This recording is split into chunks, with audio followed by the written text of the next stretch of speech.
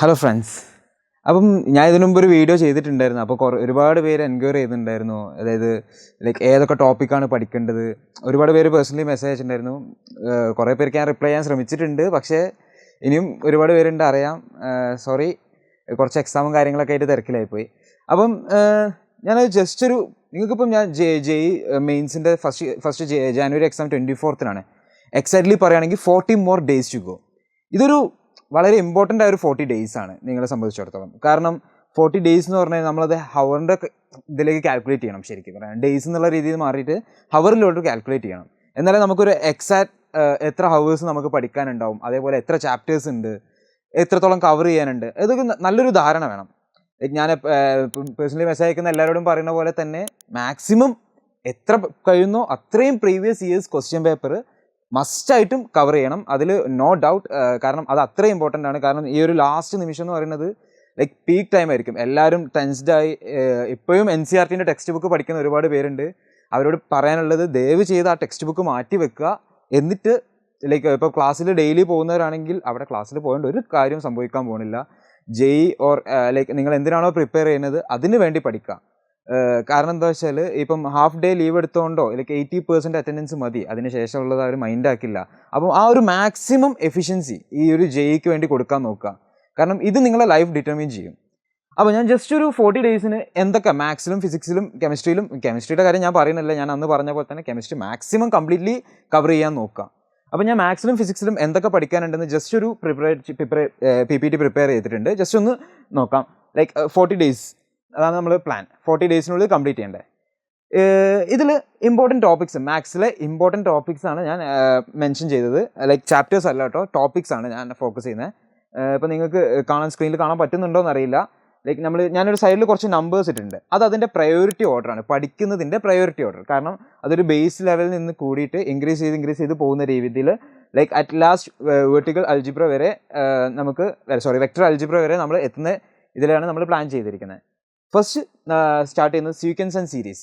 അത് വളരെ ഈസിയും അതേപോലെ തന്നെ ഇമ്പോർട്ടൻ്റ് ആയിട്ടുള്ളൊരു ചാപ്റ്ററാണ്. മാത്സിൽ സ്കോർ ചെയ്യാൻ കുറച്ചുകൂടെ ഈസി ആയിട്ടുള്ളൊരു ചാപ്റ്ററാണ്. നിങ്ങളെ സംബന്ധിച്ചിടത്തോളം ഇപ്പോൾ ഒരു ജെയ്ക്ക് പ്രിപ്പയർ ചെയ്യുന്ന ഒരാളാണെങ്കിൽ ലൈക്ക് അറ്റ്ലീസ്റ്റ് കീമെങ്കിലും കിട്ടണം എന്നുള്ളൊരു ഉദ്ദേശത്തിലൊരാളാണെങ്കിൽ അവർക്ക് സ്റ്റാർട്ട് ചെയ്യാൻ പറ്റുന്ന ഒരു ബെസ്റ്റ് ചാപ്റ്ററാണ് സീക്വൻസ് ആൻഡ് സീരീസ്. അതേപോലെ തന്നെ ബൈനോമിയൽ തിയറം, അതൊക്കെ like important and although easier ചാപ്റ്ററാണ്.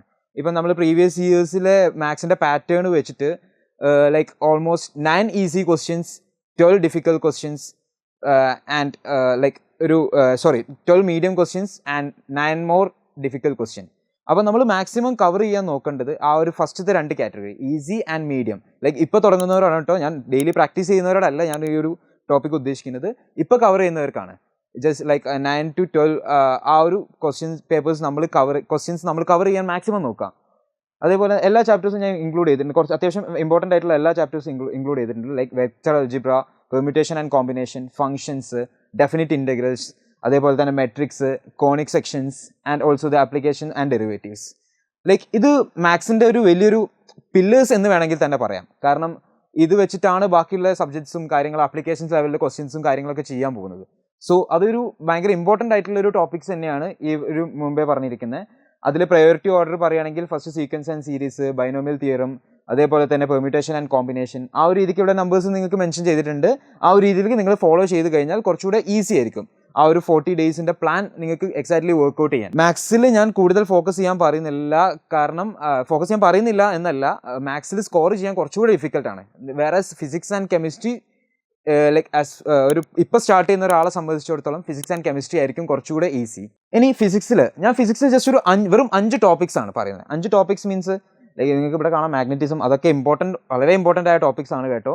അതേപോലെ തന്നെ ടോപ്പിക്സ് ഇലക്ട്രോസ്റ്റാറ്റിക്സും, കറണ്ട് ഇലക്ട്രിസിറ്റി, മോഡേൺ ഫിസിക്സ്, അതാണ് 3 ഇപ്പോൾ നിങ്ങൾ +2 ലെവലിലുള്ള ടോപ്പിക്സ് വരുന്നത്. ഇനി അതേപോലെ ഇപ്പോൾ +1 ലെവലിലോട്ട് പോവുകയാണെങ്കിൽ തെർമോഡൈനാമിക്സ് ആൻഡ് ഗ്രാവിറ്റേഷൻ.